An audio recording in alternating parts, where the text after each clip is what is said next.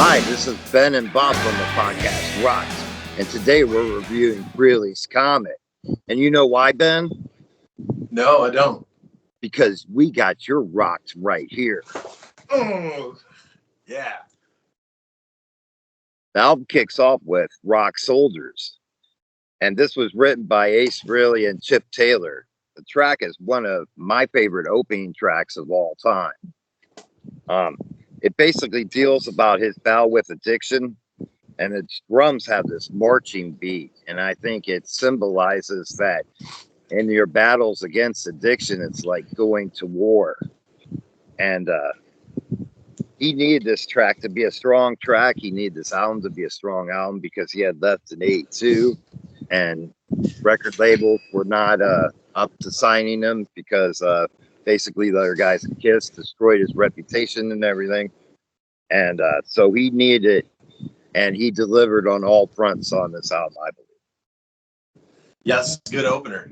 I didn't really know what to expect going into it. Of course, prior to this, other than Kiss, the only Ace Frehley song I had ever heard was Fractured Mirror, and that was because of Dimebag. I remember in probably 98, 99, getting on Napster and finding Fractured Mirror, on I think it was called Spacewalk. It was a tribute to Ace Frehley. It had a bunch of artists on it. Yes. And I was like, oh, okay. So, when I was in high school, man, I used to wear an Ace Frehley shirt all the fucking time, and everybody made fun of me. It's like, oh, you listen to Kiss? I'm like, I don't listen to Kiss. I like fucking Ace Frehley, whatever, But, way back, 20-something years ago, it wasn't as accessible for us where I'm from.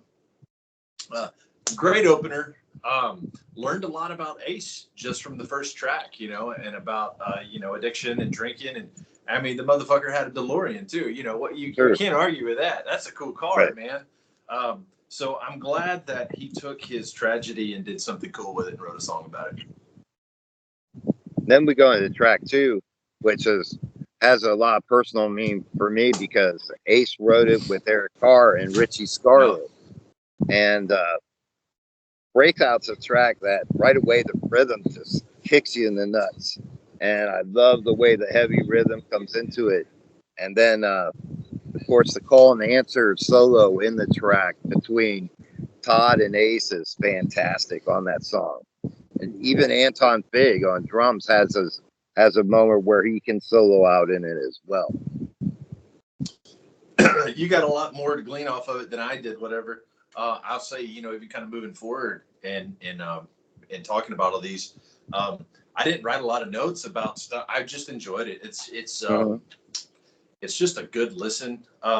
He wrote it with Eric Carr, and I didn't realize that. It's like most songs on this album too were like co-written or written by somebody else. Even the previous one, Chip Taylor, I didn't know he wrote it with that, and that guy was responsible for the song Wild Thing, for fuck's sake, what? So it's kind of cool to have that stuff in your back pocket and everything. But yeah, Breakout is a great song, man. I particularly enjoyed the chorus on it. It had some, I don't know what he's doing. I was trying to look up tab for it earlier and got distracted on Sweetwater trying to look for another guitar or whatever. So yeah, great song, great album so far. And then we go into track 3, which is Into the Night, and he wrote that with Russ Ballard actually wrote that track, and he's the same guy who wrote New York Groove, which was his big hit prior to that. And I think this album has all the aspects that make a great single. It's just everything clicks on it. The video that was released for his track is very immersive and very good as well. And once again, it has another great lead in it. And this one actually placed 27 on Billboard. Oh, wow. Yeah, no, I didn't know that. I saw the video for it, watched the video. Video's cool, very reminiscent of the 80s. I think everybody's wearing fucking trench coats and playing mean fucking mock guitars and all that shit. And it's just, it's kind of this album and a lot of the stuff that we've, reviewed and talked about have been your quintessential 80s sounds and 80s themes and just, from Racer X to fucking Marillion and everything. Everything kind of has these what I remember the 80s being like as a child, and this is my favorite song on the album, by the way. The video's great. It's just a really, really good song. And yeah, Russ Ballard, they wrote it in '84, man. Like, I think the first 4 or 5 songs were actually written by somebody else or co-written with somebody else leading up to it. Yeah, killer song, man, killer song. And then we go in track 4 with Something Moved. And the thing I like about this album is that Ace is sharing the vocals with Todd, and I think was a great idea because Todd's a great artist on his own. And I think this is one of the best tracks that he put together for the album. I think the balance between the two is absolutely perfect. They were the perfect match to do this album because it meant so much to have a good one out there.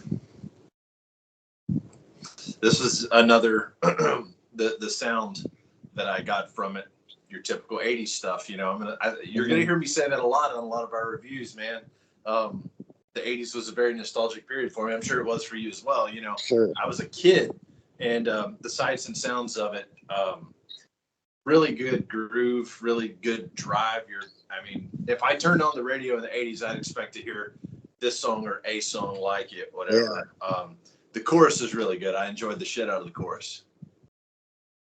And then we finish up side 1, and we got Your Rock is up there, and Marty Cuppersmith actually wrote this one. Yeah. And this track's a great rock anthem, and I think it is a great way to finish up side 1. It set off on a very high note and made you really look forward to hitting into side 2 to see what was going to offer. You know, in researching this, excuse me, I didn't realize that this song was basically an unofficial sequel to I Love Rock and Roll by Joan Jett. Yeah. Did you know that? That's fucking nuts, right? So yeah, it's like, you know, a sequel. That's cool, right? And so I also realized or learned that it was recorded by a guy named Rick Fox, who was from a band named Steeler, and at the time that they wrote this was in a band called Sin. Yes. I don't know. I've never heard of these fucking dudes, whatever. But like, it's just kind of cool that they've kind of, I don't know if necessarily recycled is the term for it, but they've reused this stuff. And yeah, it's just interesting. I learned a lot, you know, researching this. This is definitely an anthem, you know, the actual peak, you know, of this album for sure, as far as like an anthem goes. And I think, too, you know, going back to Steeler, man, what a lineup to have Ron Keel and Yngwie Malmsteen together in a band was just phenomenal. Yeah, I think you've told me about him a time or two before. Yngwie's great. He's a noodler, and I can only listen to about that fucking much of Yngwie. But I mean, yeah, the guy's good and stuff. But I'll have to check out Steeler now that, you know, you spilled the beans on it. And then we go to the first track on side 2, which is Love Me Right. And this is a perfect fucking opening to side 2. This album was written with Ace wrote with a guy named Schickerman, who I don't know what his connection was in music really, but apparently they wrote the track together. And I think the rhythm section really carries the track throughout. And on this track, everyone is firing together. The band sounds to me on this track like a complete unit. The band sounded horny written this song to me. There's some fucking arousal. I mean, it's a great song, but it was like, I mean, shit, I needed a cigarette after fucking listening to it. Right. And then we come on to another killer track, which I thought could have been a single as well, which was Calling to You. Ace wrote this with Todd and Russell and McClearty. And the song has just this great single sound. The chorus is kick-ass. And this really displayed as well how great and how talented this band was as a complete unit. There's so much talent in this lineup that, you know, all them guys could have been artists in their own rights and did their own solo material. You know, I think, as a matter of fact, we haven't talked about him yet, but Regan was one of the best bassists I've ever heard. I mean, his stuff he did with Peter Frampton was phenomenal. No shit. Okay. Wow. The Framptonator. Hell yeah. So calling to you and reading on it, it was a rewrite of a 70s song called Megaforce. Mm-hmm. And from the 70s. And it was supposed to be tentative to be, I don't know if it was or not. It was part of a soundtrack to a movie with the same name, Megaforce. Yes. Um, it's just odd because it did. I remember the first time I heard it after you had recommended it to me. I was like, this sounds like a fucking 70s song, whatever. It's like certain songs have their own feels, and this one definitely Sure. felt. This was one of about two of them that kind of felt out of place. But there again, just kind of what a weird turning something into something else, you know. Yeah. And I'm glad Ace got a hold of it, man. I enjoyed the shit out of it. So yeah, great acoustic interlude, ripping solo, just like all of his other shit is, man. I've got nothing bad to say about this album. Then we go into track 8, which is Dolls. Ace wrote this track, and there's a lot of misinterpretation from a lot of people who review this track because Ace's daughter at the time has a part in it, it's really not about her and her dolls. It's actually kind of a creepy story if you really look at it lyrically. It's Well, let's almost hear like it. it's Cooper like, you know what I mean? And I think that's why originally there was supposed to be strings and all this Bob Ezrin feel in the background because it sounded so much like Cooper lyrically. And you know, and the most reviews I see of the song, they're like, "Oh, this is about Ace's daughter and her love for dolls and all that." And it's really not. It's about this dude who's pent up in his house, and he's got all these dolls everywhere. And there's a line in it where he goes, "My friends come over and he don't know what to think of all my buddies," you know, and Yeah. you know, but he sees them as people, you know. So it's kind of has this creepy vibe to it. Well, it's definitely Ace Frehley's fucking, you know, Cure's lullaby. If there, this was the oddball on the album. And Yes. I remember the first time I heard it, I had to turn the radio up and cock my head like the fucking RCA dog, man. And I was like, what? It just had a weird pacing to it. It was just, it stood out. It was awkward as shit. And my first thought was, you ever seen the movie Blade Runner? Yes. Yes. So there's a character in it, J.F. Sebastian. About halfway through, he was the guy that created all the dolls.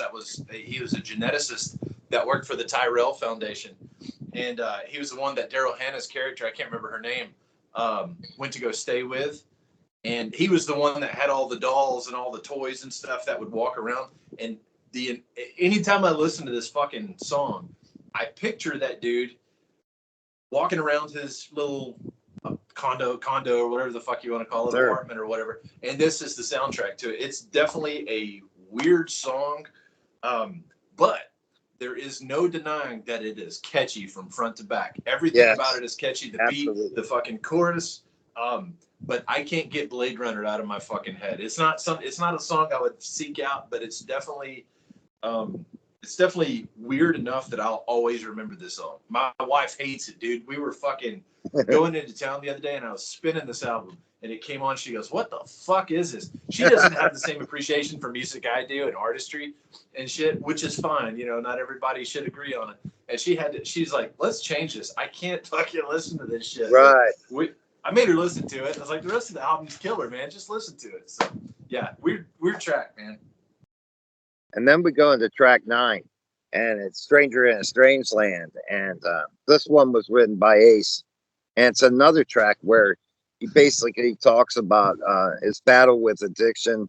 That he feels like a stranger, and it's put him in different places where he didn't necessarily want to go, but needed to go. And I think it's a great track from top to bottom. It definitely has a guitar-wise, just this tone that just really is grinding, and I don't know what its tuning was for that, but it's definitely a wild tuning. You got the same info from it I did. That was one of my notes, man. Great tone. The whole album's great as far as like whatever gear that they were using was really good, and that's one thing I always listen for. Yeah, the tone was absolutely phenomenal on that. Groovy riffs, ripping lead. That's about all I got to say about it. Yeah, I didn't dive too much into the actual meanings of all this stuff like you do. But yeah, the tone was really killer on it, man. And then we finish off the album. We go with Fractured 2. And I don't know if you have the first solo album that Ace did in 78, but his last track on that is Fractured. And if you place Fractured 1 and you cue up Fractured 2, they work together as one complete track. And I think that was phenomenal. No, I don't. I've never. I don't know if it's the same one I'm thinking of. Like I said, Dimebag had the Fractured Mirror. I don't know if is that the same song? Yeah, Fractured Mirror is Dimebag's twist on Fractured. Oh, okay. So I don't think I've ever heard Ace's version of that. No, I hadn't heard it, but like after we get off, man, today, I'm gonna go buy that fucking album. Because reading it, everybody was saying, you know, after it was panned and everything, that this album lost to his 78 album, whatever, which this is a really good album. So I'm kind of curious to see what the 78 version was. Fracture 2, it was a good one. And as soon as I heard the opening, I knew exactly what it was and that it was a sequel to. Great ending to a fucking great album, front to fucking back. Yeah, I'm going to have to go listen to it now, man. And, you know, I just think it was a perfect ending as well. And he actually continues the Fractured tune for 2 more albums after this. Oh, wow. No shit. Last tracks, yes. So, you know, it's definitely something to check out. And they do all fit together as one piece. And I discussed with you earlier, I knew that on Fractured from the 78 release, he used 40 different guitars on that track. And some of the guitars he was using was so old that he had to wear gloves to play them. I didn't understand what you meant by that. That was the messages were kind of fragmented a bit, whatever. And I was like, I didn't understand the connotation. When you had said that, I think I was driving, and I thought you were referring to Paul Stanley's Fractured Iceman guitar. That's what I thought you were talking about, and I thought you said he had 40 of them. I'm like, God damn, that's a lot of fucking guitars, whatever. So okay, that makes that. So he used 40 guitars on the first one. That's in fucking insane. Wow. Yeah, he's got a huge collection. His studio is pretty massive. It is one of the first underground studios ever built. Really? And yeah, he had built you know, during his time in Kiss, where money was no option and it was all state of the art back then. Right. And yeah, I'm sure it was. I'm sure a lot of the effects and stuff back then were insane and took a lot of ingenuity versus now. I mean, you can jump on the fucking screensavers up. How about that? You can jump on the fucking computer and just, you know, and be done with it. So I mean, that's cool. I mean, I personally think it's a little excessive, but hey, I mean, fucking A+ for Ace, you know? Yeah. And if you ever get the chance to see a picture of his studio, it actually does look like the inside of a spaceship. Well, I would fucking hope so. He needs to look up his fucking name. You're right. Dude, okay, so this is, I got to tell you, man, I was so happy. You and I, we have talked about Kiss before. Yes. I'm not a big Kiss fan. I love Ace Frehley. Thought he was a phenomenal guitarist just because Dimebag loved him, you know. So there's that. This was a good album front to back. The only out of place album I would have to say would be Dolls, just because of it was out of place. Like I said, it was out of place in the same way Lullaby was out of place, you know, on the Cure Disintegration. Sure. No Frills. It was the equivalent of the musical equivalent of a popcorn flick. It's something that you don't have to think about a whole lot when you fucking throw it on and just rip it, man. Just jam it, you know. It didn't take a lot of thinking. And I really liked the shit out of that. I didn't know what to expect when you told me about it. I was like, well, fuck it. I'll, you know, for those that don't know, you know, the album that we were going to review was Hurricane. And I mean, it was a good album, whatever. It was a little too sexualized for me. But this was a much better pick. And I'm super fucking glad that I've got this in my collection now. It's just, I mean, I'm going to listen to this for a long fucking time, man. Great songs, great tones.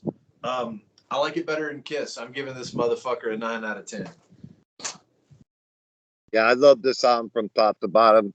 And I'm going to break a trend here. And I'm giving my first 10 out of 10 on this one. Oh, shit. Look at that. Yeah. Because that not only because of the music, but the pressure that Ace was under to do something that was going to be either a career breaker or a career ender. I think he always would have done well, but at that point, no one was going to sign him.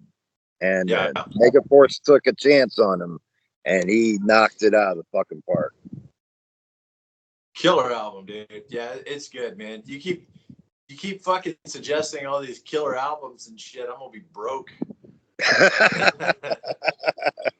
I love your pop vinyl too, man. I gotta make sure I get that some bitch in there. I don't even know what guitar he's playing. It almost looks like an Iceman, but you know, I mean, didn't he always play Les Paul? Wasn't that his, so that's his like a sunburst, tobacco burst, Les Paul or some shit, whatever. So I mean, I see it's kind of anatomically incorrect, but I do collect a couple of pop vinyls, whatever, around here. But yeah, that's cool. I didn't even know they came out with Kiss. Yeah, they did, and this was the only one I got. My daughter actually got this one for me. No shit, that's killer, man. Yeah, because she knew that. Thanks for the recommendation, man. A pleasure, man, and I look forward to your next pick. Yeah, I've got some ideas that might actually piggyback off of Mr. Frehley here. And Frehley, however you say it. I say Frehley. I've always said Frehley. I've got some ideas that'll piggyback off of him around the same time. And I don't think it's available on any physical. I don't even think you can buy it. I think you just have to check it out on YouTube. But we'll talk about that later. Sure. Well, hey, man, I wanted to thank you again for working with me on another great album and another great review. Like I've always told you before, man, we're a great team, and I think this is going to be something that is going to ring true for a long time. Yeah, you bet, man. I really appreciate you bringing me along for this fucking ride, dude. It's fun. I love getting to bullshit with you about fucking music and having a drink with you, you know, absolutely. All the way down in Texas. Yeah. And I love the new acts, my man. Dude, I tell you what, we'll include this in on the fucking review too. The Charvel DK24 Malibu Sunset. Gorgeous fucking guitar. It plays like a dream. Son of a bitch does not stay in tune. The motherfucker I bought it from off Reverb won't get back in touch with me. So I think I'm stuck with it. I'm out $1,000 fucking dollars. Wow. But I'm gonna fix it. I'm gonna make it right. I'm gonna upgrade it and shit. I'm still 500 under, but man, it's killer. But it just will not stay in fucking tune. All the other shit I play, Floyd Roses, they stay in tune, but not this some bitch. But it's show and pretty. Yeah, it sure is. Well, hey, man, you have a great rest of your night, my friends. You as well, brother. Cheers. Cheers. Woo-hoo! Excellent one, man. You're bro, right. That's a fun one.